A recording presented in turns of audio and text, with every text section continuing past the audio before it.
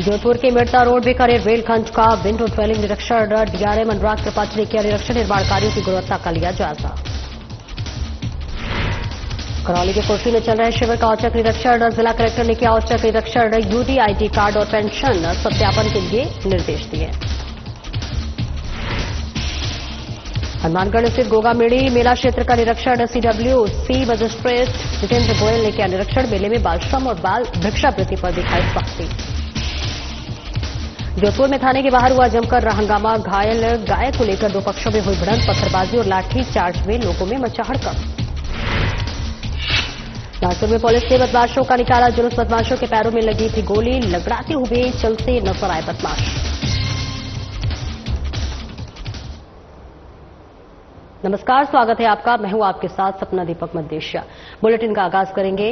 राजस्थान के पूर्व मुख्यमंत्री और वरिष्ठ कांग्रेस नेता अशोक गहलोत अपने 5 दिवसीय जोधपुर प्रवास के बाद दिल्ली रवाना हो गए। प्रवास के दौरान उन्होंने शहर और ग्रामीण क्षेत्रों में कांग्रेस संगठन की गतिविधियों की गहन समीक्षा की, जनसुनवाई आयोजित की और इस बीच कार्यकर्ताओं से संवाद किया और पूर्ववर्ती कांग्रेस सरकार में हुए विकास कार्यों को स्थलीय निरीक्षण किया। गहलोत ने रवाना होने से पहले मीडिया से बातचीत करते हुए कहा कि उन्होंने अपने कार्यकाल के दौरान जोधपुर में कराए गए विकास कार्यों का एक स्थल पर जाकर अवलोकन किया और आमजन व पार्टी कार्यकर्ताओं से फीडबैक लिया। इसके साथ ही साथ गहलोत ने कहा कि मुख्यमंत्री भजनलाल शर्मा से मेरा आग्रह है कि जोधपुर के अधूरे विकास कार्यों को प्राथमिकता देकर जल्द पूरा करवाया जाए। इसी के साथ कुछ योजनाएं ऐसी हैं जिन्हें अगर गंभीरता से पूरा किया जाए तो जनता को त्वरित लाभ मिलेगा। तो ऐतिहासिक है। मैं चाहूंगा मुख्यमंत्री भजनलाल खुद आए, उनके उद्घाटन कर रहे। इतने शानदार प्रोजेक्ट है, लाइब्रेरी का है, यहाँ पर सुमित लाइब्रेरी का है, या जो यहाँ पर फिजिकल कॉलेज में बन रही इंस्टीट्यूट बन रही स्पोर्ट्स की, वो है। मंडोर डिस्ट्रिक्ट हॉस्पिटल बना दिया हमने, उसी बिल्डिंग है। ऐसी बिल्डिंग 2-3 बनी है यहाँ पर, प्रसाद नगर में भी और दिगाड़ी के अंदर। ठीक है, ऐसे प्रोजेक्ट जो पूरे हो चुके हैं करीब करीब, या थोड़ा बहुत अड़चन आ रही है, उनको पूरा करवा के अगर मुख्यमंत्री खुद आके उद्घाटन करेंगे तो उनको खुद को सुकून मिलेगा। इतना मैं कहते थे, इतनी शानदार बिल्डिंग बनी है, इतनी शानदार काम हुआ है, अब बिल्डिंग बन गई है। अब उन्हें लाइब्रेरी में किताबें तो सरकार देगी, तो पहले की किताबें हैं 90,000 या जो समथिंग है, तो उसके अलावा भी कोई जरूरत होगी तो वो देंगे। तो कहने का मतलब सरकार को चाहिए फिनिशिंग टच करना, खाली उनको कुछ नहीं करना।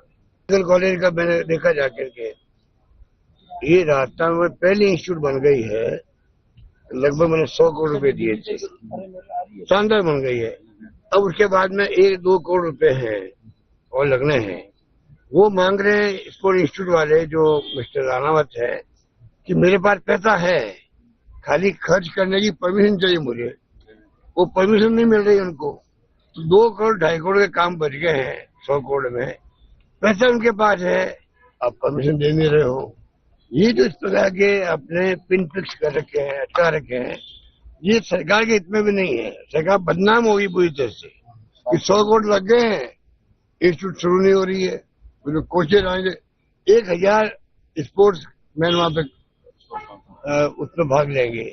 500 का वहां बन गया हॉस्टल, शानदार। अभी जो जनरल स्थिति आप देखोगे हॉस्टलों को, तो हमें मतलब संकोच होगा, शर्म आएगी कि बच्चे कैसे रह रहे हैं। पहले था नहीं बिल्डिंग, अब हमने नहीं बना दी हॉस्टल। 500 बच्चों का हॉस्टल बन गया, लड़कियों का, लड़कों का, लड़कियों का। अब सरकार को चाहिए, काम कौन करेगा? तो मैंने देखा है, बहुत ही जाकर खुद ने देखा है, सरकार को, मुख्यमंत्री को चाहिए इस पे ध्यान दे। सरकार का पैसा खर्च हुआ, मेरा पैसा था नहीं कोई व्यक्तिगत। फिनटेक इंस्टीट्यूट बन रही है, पहले यूनिवर्सिटी बना रहे थे हम लोग, पता नहीं वो क्या करेंगे। शानदार बिल्डिंग बनी, 500 करोड़ लगे होंगे वहां पर, वो पड़ी रही, क्या कैसे काम चलेगा? मेडिकल यूनिवर्सिटी मारवाड़ की, ऐतिहासिक काम हुआ है, देख के हमें काम चल भी रहा वहां पे, और गति दे काम को, बढ़ाए काम को, तब जाके उसका फायदा मिलेगा। कहने का मतलब ये कि इतने शानदार प्रोजेक्ट जो हमारे वक्त में आए थे लगभग पूरे हो चुके हैं, और 1.5 साल में जो गति धीमी कर दी, उस कारण से अभी तक वो पूरे हुए नहीं। और आज स्थिति बन गई कि अगर ये 2-4 महीने में काम पूरे करके मुख्यमंत्री जी खुद पधारे जोधपुर के अंदर।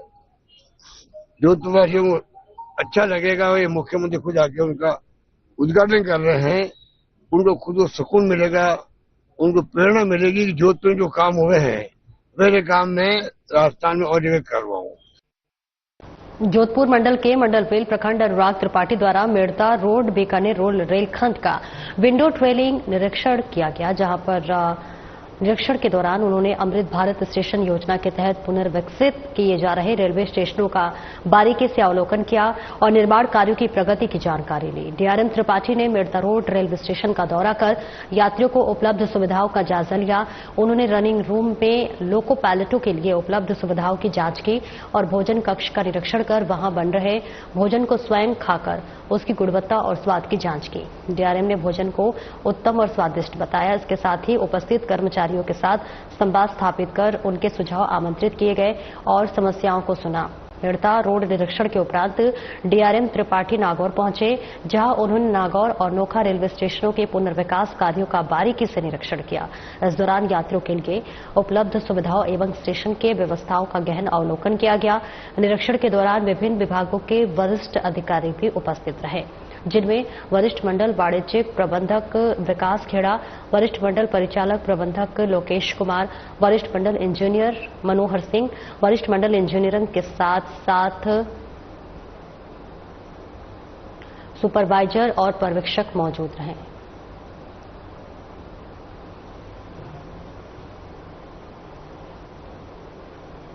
जिला कलेक्टर नीलाभ सक्सेना ने सोमवार को पंचायत समिति श्री महावीर जी की ग्राम पंचायत कोटरी में आयोजित पंडित दीनदयाल उपाध्याय अंत्योदय संबल पखवाड़ा शिविर का औचक निरीक्षण किया गया। निरीक्षण के दौरान उन्होंने एनएफएसए के सैंड बैंक आवेदनों का निस्तारण करवाने, दिव्यांगों के लिए यूडीआईडी कार्ड जारी करने, पेंशन सत्यापन करने के निर्देश अधिकारियों व कर्मचारियों को दिए। उन्होंने निरीक्षण के दौरान पीएचईडी, राजस्व, चिकित्सा, समाज कल्याण, श्रम विभाग, जल संसाधन विभाग और शिक्षा, सानवी, महिला एवं बाल विकास सहित अन्य विभागों द्वारा दी जा रही सेवाओं का जमीनी स्तर पर जायजा लिया और उपस्थित अधिकारियों को अधिक से अधिक लोगों को योजनाओं से राहत पहुंचाने के निर्देश भी दिए।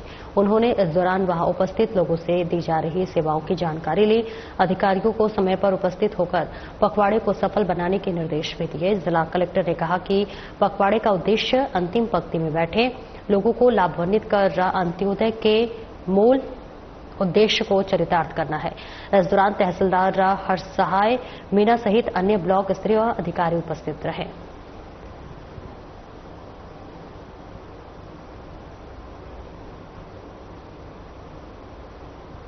और खबर हनुमानगढ़ से है, जहां पर सीडब्ल्यूसी मजिस्ट्रेट जितेंद्र गोयल व गोगाबीड़ी थाना प्रभारी संतोष ढाका ने मेला क्षेत्र का निरीक्षण किया।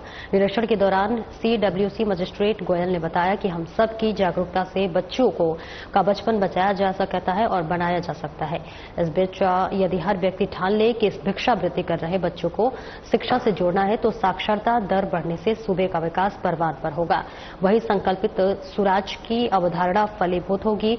ये बात सीडब्ल्यूसी मजिस्ट्रेट जितेंद्र गोयल ने उत्तरी भारत के प्रसिद्ध लोक देवता गोगाजी मेला से बाल भिक्षावृत्ति व बालश्रम न हो, इसके लिए मेला क्षेत्र के आसपास लगी अस्थायी झुग्गी झोपड़ियों में निवास कर रहे लोगों व श्रद्धालुओं को निरीक्षण के दौरान ढोल बजाकर भिक्षा करने वाले बच्चों के लिए ढोल जब्त किए। सीडब्ल्यूसी मजिस्ट्रेट जितेंद्र गोयल ने थाना प्रभारी संतोष ढाका व पर्याप्त पुलिस जाब्ते के साथ गोगामेड़ी मेला क्षेत्र का सघन निरीक्षण कर व्यवस्थाएं जांची और मंदिर के आसपास के निरीक्षण के दौरान अन्य राज्यों से परिजनों के साथ आए बालक बालिका मिले, जिस पर उनके परिजनों को बुलाकर समझाइश कर निर्देशित किया गया कि वो बच्चों से मेले में किसी भी प्रकार की भिक्षावृत्ति नहीं करवाएंगे।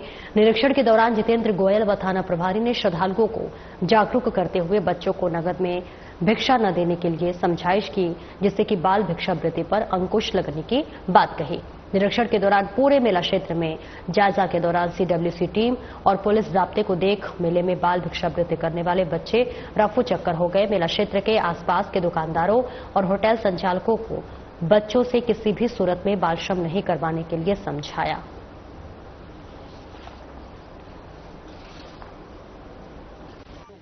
गोगामेड़ी मेला हमारे अभी 10 तारीख को स्टार्ट हो जाएगा। उसको लेके आज स्थानीय पुलिस के जो हमारे थाना प्रभारी हैं संतोष ढाका में पुलिस जाब्ता पूरा गोगामेडी दोनों तरफ गोरख टीला और जो गोगापीर की तरफ सारा निरीक्षण कर दुकानदारों को और होटल संचालकों को बाल श्रम नहीं करवाने के लिए समझाइश की गई है। और जो अस्थायी रूप से झुग्गी झोंपड़ी वाले हैं, जो अभी अन्य राज्यों से भी आ जाते हैं और वो एक झुग्गियां बना के और 1 महीने के लिए यहाँ आवासित हो जाते हैं, वो बच्चों से बाल भिक्षावृत्ति करवाते हैं। उनको विशेष तौर से हिदायत दी गई है कि अगर बच्चों से भिक्षावृत्ति करवाते हुए पाएंगे तो उन पर कार्रवाई करेंगे और उनको तुरंत प्रभाव से यहाँ से गोगामेडी से बाहर करेंगे, यानी कि हमारे राज्य से बाहर करेंगे अगर कोई अन्य राज्यों से आके बच्चों से भिक्षावृत्ति करवाते हैं तो। गोगामेडी मेले में बाल श्रम को लेकर के या भिक्षावृत्ति को लेकर के बाल कल्याण समिति की ओर से क्या प्रयास रहेंगे? बिल्कुल, अभी हमारे जो नए पुलिस कप्तान आए हैं हरिशंकर जी, उनके साथ बात हुई है हमारी, तो हमारा पूरा प्रयास रहेगा, पूरा पुलिस और प्रशासन का और बाल कल्याण समिति का, कि बच्चों का बचपन बच पाए और बच्चे भिक्षावृत्ति न करें, बाल श्रम न करें। इसको लेकर ही हमने आज जो निरीक्षण किया है सभी पूरा मेला क्षेत्र में सभी दुकानदारों को, होटल संचालकों को, झुग्गी झोंपड़ी जितने भी लोग हैं उनको समझाइश की है। मैं पुलिस जाब्ता और दूसरा जो श्रद्धालु आ रहे हैं उनको भी हमने बड़े लेवल पे कन्वे किया है मैसेज कि आप बच्चों को बिल्कुल भी नगद भिक्षा न दें, क्योंकि कुछ लोग अपने स्वार्थ की पूर्ति के लिए, अपनी नशे की पूर्ति के लिए बच्चों को भिक्षावृत्ति के लिए भेज रहे हैं, जिससे वो बच्चे रिपीट होते रहते हैं। अगर अपने खुद जागरूक हो जाए और बच्चों को भिक्षा नहीं देंगे, चाहे वो मेला हो, पुलिस, चाहे वो बस स्टैंड हो या रेलवे स्टेशन हो, तो मैं आपको डेफिनेट कहता हूं कि 80% बच्चों का बचपन तो आपकी जागरूकता से बच जाएगा। 20% हम पुलिस और प्रशासन हम व्यवस्था करेंगे। तो बच्चों का बचपन बचाना हमारी प्राथमिकता है। इसको लेकर हमने पूर्व तैयारियां स्टार्ट कर दी। अभी मेला स्टार्ट होने से पहले ही काम स्टार्ट कर दिया, तो आप समझ रहे हो कि मेले के अंदर भी हम पूरा दृढ़ता से काम करते हैं। बच्चों का बचपन बचाएंगे और बाल भिक्षावृत्ति और बाल श्रम पर रोक लगाने के लिए हमारे पूरे प्रयास रहेंगे। राजस्थान के जोधपुर जिले में रविवार शाम गोवंश के घायल होने की घटना ने बड़ा रूप ले लिया। एक ट्रक की टक्कर से गाय के घायल होने के बाद दो समुदाय आमने सामने आ गए। विवाद इतना बढ़ा कि थाने के बाहर प्रदर्शन, नारेबाजी, पत्थरबाजी और अंत में पुलिस को लाठीचार्ज तक करना पड़ा। दोनों पक्षों के कुछ युवकों को हिरासत में लिया गया है और इलाके में भारी पुलिस बल तैनात कर दिया गया है। आपको बता दें कि रविवार को आसोप क्षेत्र के नागलवास गांव में एक ट्रक की टक्कर से एक गाय के पैर में चोट लग गई। मामला गोवंश से जुड़ा होने के कारण स्थानीय लोगों में आक्रोश फैल गया। नाराज लोगों ने ट्रक चालक के खिलाफ कार्रवाई की मांग करते हुए थाने के बाहर धरना शुरू कर दिया। इस दौरान गाय के मालिक और उनके समर्थक ट्रक चालक के घर भी पहुंच गए, जिससे स्थिति और तनावपूर्ण हो गई। कल आसोप थाना क्षेत्र में एक गाय ट्रक से दुर्घटनाग्रस्त हुई थी। गाय और उससे गाय घायल हो गई थी। उसके उपरांत गाय के मालिक और भोपालगढ़ के कुछ युवक उस ट्रक को ढूंढते हुए स्थानीय पुलिस थाने को बिना सूचित किए हुए भोपालगढ़ के एक मोहल्ले में चले गए और ट्रक वाले को से जो है वार्ता करने लगे। इस दरमियान थोड़ी उनकी कहासुनी होने लग गई स्थानीय निवासियों से, भोपालगढ़ के से। पुलिस को सूचना मिली तो तत्काल पुलिस मौके पे पहुंची। डिप्टी एसपी स्वयं मौके पे पहुंचे और जो दुर्घटना कारित करने वाला ट्रक था उसको लेके थाने पे आए और दुर्घटना गाय वाले पक्ष से रिपोर्ट लेकर मुकदमा दर्ज किया गया। इस बीच कुछ निहित स्वार्थी लोगों ने बोले वाले युवकों को भड़काकर माहौल खराब करने की कोशिश भी की भोपालगढ़ कस्बे का, जिसका स्थानीय पुलिस ने त्वरित गति से, त्वरित ढंग से भीड़ को डिस्पर्सल भी किया। कस्बे की शांति व्यवस्था बनी रही और कस्बे भोपालगढ़ में पूर्णतः शांति है। इस संबंध में मुकदमे दर्ज किए गए हैं और पुलिस ने जांच प्रारंभ कर दी है और प्रत्येक दोषी के खिलाफ इसमें कार्रवाई की जाएगी। बानसूर के अलवर रोड पर युवक की दिन दहाड़े हुई हत्या के सनसनीखेज मामले में पुलिस ने बड़ी कार्रवाई करते हुए 4 आरोपियों को डिटेन कर लिया है।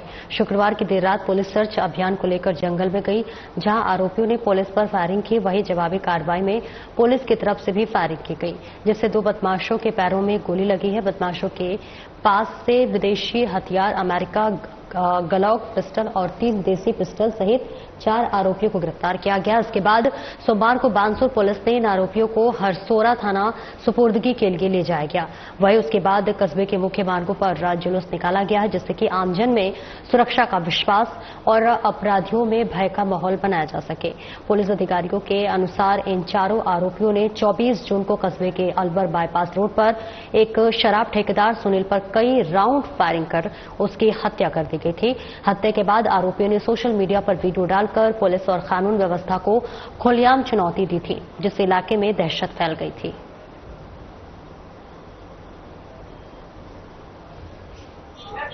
हाँ, 24 जून को अलवर रोड पे सुनील हत्याकांड हुआ था। उसमें मूल रूप से 4 आदमियों द्वारा फायरिंग की गई थी। इस संबंध में जो फायरिंग करने वाला कृष्ण पहलवान है और इनकी लगातार पुलिस टीमें गठित की जाकर इनका पीछा किया गया और अभी 2 दिन पहले इनको हरसोरा थाना अंतर्गत हमीरपुर वो गांव के पास इनको अरेस्ट किया गया। उस समय मुठभेड़ भी हुई। इनके द्वारा भी इस संबंध में फायर किए गए थे। पुलिस द्वारा भी क्रॉस फायर हुए, जिनमें इनके इंजरी भी आई है। उसके बाद इनको कोटपुतली हॉस्पिटल में इलाज के लिए रेफर किया था। आज इनको अरेस्ट किया गया है और इनका मौका तस्दीक करवाया गया है। आगे अनुसंधान इस संबंध में जारी है।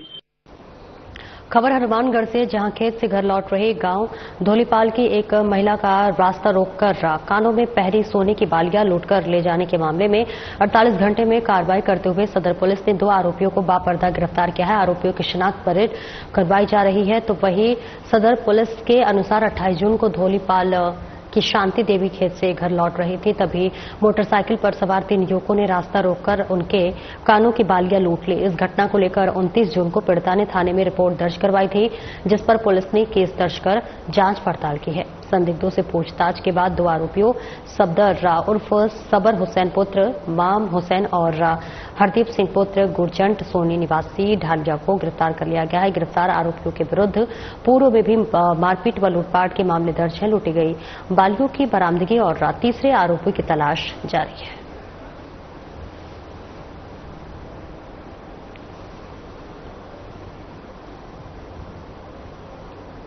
सूरसागर स्थित कालूराम की बावड़ी के पास भूरटिया गली 2 नंबर में खेत के दौरान बच्चों के विवाद हो गए और ऐसे में इसके बाद पड़ोसी भी आमने सामने आ गए।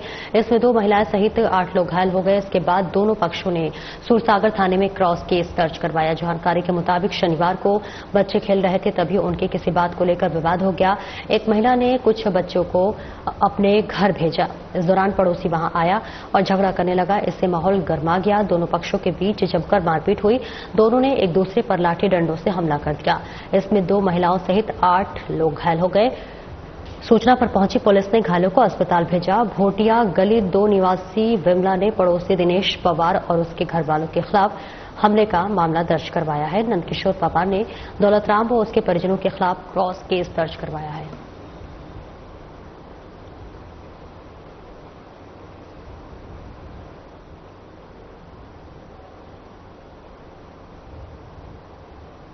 डूंगरपुर जिला कलेक्टर अंकित कुमार सिंह की अध्यक्षता में रविवार को 19वां राष्ट्रीय सांख्यिकी दिवस 75 years of national sample survey की थीम पर मनाया गया। राष्ट्रीय सांख्यिकी दिवस का शुभारंभ जिला कलेक्टर ने दीप प्रज्वलित कर किया। कार्यक्रम में बतौर विशिष्ट अतिथि जिला कलेक्टर दिनेश चंद्र धाकड़ और मुख्य कार्यकारी अधिकारी हनुमान सिंह राठौर मौजूद रहे। कार्यक्रम में आर्थिक और सांख्यिकी विभाग के उप निदेशक अमित शर्मा की ओर से सभी अतिथियों को लक्की पौधा देकर अभिनंदन किया और स्वागत उद्बोधन से राष्ट्रीय सांख्यिकी दिवस मनाए जाने के उद्देश्य पर प्रकाश डाला। कार्यक्रम में विभाग के कार्यक्रमों की जानकारी सहायक सांख्यिकी अधिकारी शांतिलाल डामोर ने दी।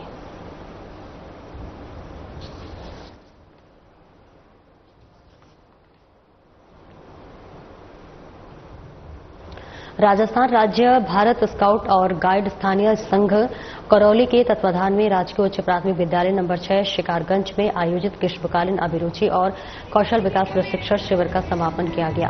कार्यक्रम के मुख्य अतिथि स्थानीय संघ करौली के प्रधान देवी सिंह राजपूत ने संभागियों को संबोधित करते हुए कहा कि शिविर में सीखी गई विधाओं को अपने दैनिक जीवन में उपयोग करें और प्रकृति का संरक्षण करते हुए एक पौधा अवश्य लगाएं। उन्होंने बच्चों से मन लगाकर पढ़ने और मोबाइल का अधिक उपयोग न करने की सलाह दी। इससे पूर्व मुख्य अतिथि का स्काउट रीति से स्कार्फ पहनाकर स्काउटर निर्मल चंद शर्मा और गवर्नर सिंह की ओर से सम्मान किया गया। स्थानीय संघ करौली के सचिव मुकेश कुमार सारस्वत ने बताया कि 17 से 30 जून तक चलने वाले इस शिविर में 100 से अधिक बालक बालिकाएं और महिलाओं ने भाग लेकर मेहंदी, सिलाई, पिटीशन, पेंटिंग, नृत्य कला का प्रशिक्षण प्राप्त किया।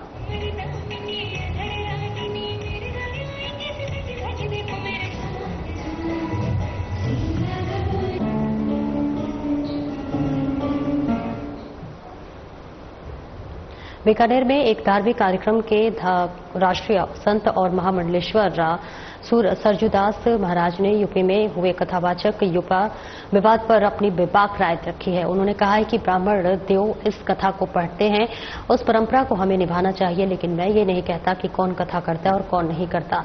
लेकिन वेद का अपमान नहीं होना चाहिए और वेद का सम्मान सभी को करना चाहिए। हमें जाति पाति नहीं जाकर राजनीति नहीं करनी चाहिए, क्योंकि धर्म राजनीति का विषय नहीं है। धर्म सभी को रास्ता दिखाता है, धर्म एक राष्ट्र को बनाता है। आप हर बात में राजनीति नहीं करें। यदि किसी ने कथावाचक का अपमान किया है तो उसे समझना चाहिए, लेकिन राजनीति नहीं करनी चाहिए। भारत की भूमि संस्कृति और संस्कार की भूमि है, इस पर कोई टिप्पणी नहीं होनी चाहिए। वर्तमान की जो सोच है, राजनीति है, वो सब बाकी जो पूर्व की सरकारें थी वो सिर्फ राजनीति करती हैं और राजनीति नहीं करना चाहिए और धर्म पर राजनीति नहीं करना चाहिए, संस्कारों पर राजनीति करना नहीं चाहिए, संस्कारों पर राजनीति नहीं करना चाहिए। आपने बताया कि ऐसे कथावाचक जो कथा कर रहे हैं जो जाति से नहीं है, ब्राह्मण नहीं है। देखिए, मैं आप सब लोगों से बोलता हूँ कि वेद का सम्मान न करना चाहिए। जिसका जो ओहदा है उस ओहदे पर जाना चाहिए।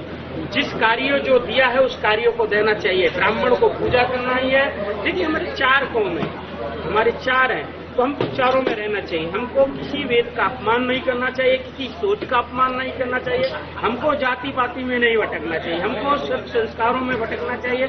संस्कार मजबूत कैसे हैं, हमारा सनातन मजबूत कैसे हो, हमारी संस्कृति मजबूत कैसी हो।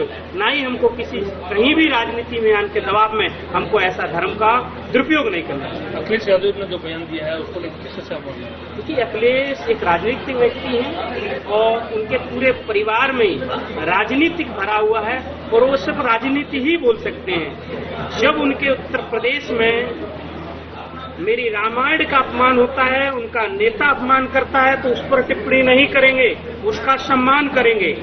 उनका अपमान नहीं करेंगे, उसके बारे में कुछ नहीं बोलेंगे।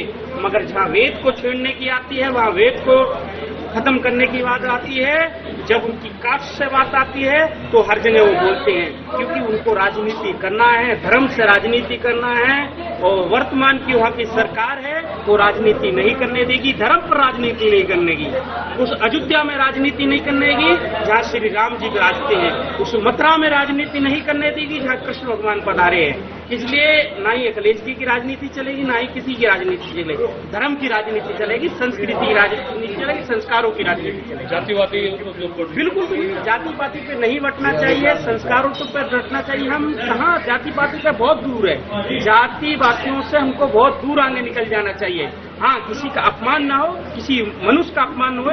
मनुष्य में भगवान होता है, इसलिए किसी का अपमान नहीं होना चाहिए। किसी भी व्यक्ति को शांति से, अच्छे से, स्वभाव से उसको समझाना चाहिए कि ये कार्य आपका नहीं है, ये कार्य ब्राह्मणों का है, किसी का और का है, इसलिए आपको नहीं करना चाहिए। मगर मारपीट ये हमारा शास्त्र नहीं बोलता, हमारा धर्म नहीं बोलता, संस्कृति नहीं बोलते हैं। इसलिए हमको अपनी संस्कृति बचाना चाहिए, हमारे वेद बचाना चाहिए। बीकानेर पहुंचे केंद्रीय मंत्री ने पत्रकारों से रूबरू होते हुए कहा कि कांग्रेस के पास कोई मुद्दा नहीं है। संविधान का अपमान वो करते हैं, संविधान का संशोधन सबसे ज्यादा वो करते हैं।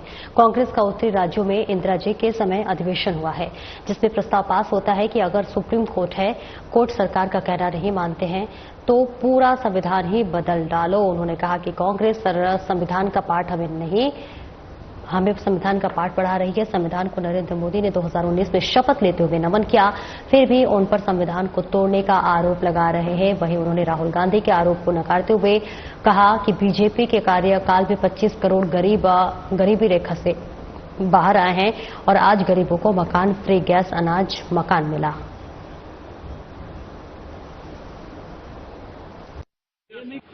इमरजेंसी जब लगी 1975 में, उसके 50 साल पूरे हो गए, तो बार बार जो हमारी तरफ से कहा गया कि किस तरह से संविधान को इन्होंने बदला, किस तरह से संविधान को तोड़ा और मरोड़ा, अब उनके पास कोई मुद्दा नहीं है। संविधान का अपमान वो करते हैं, संविधान का संशोधन सबसे ज्यादा वो करते हैं। उनका तो एक कांग्रेस का अधिवेशन है,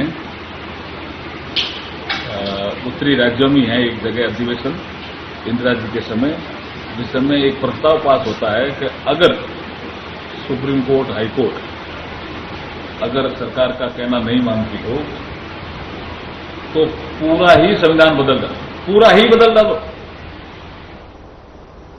फिलहाल इस बुलेटिन में इतना ही। नमस्कार।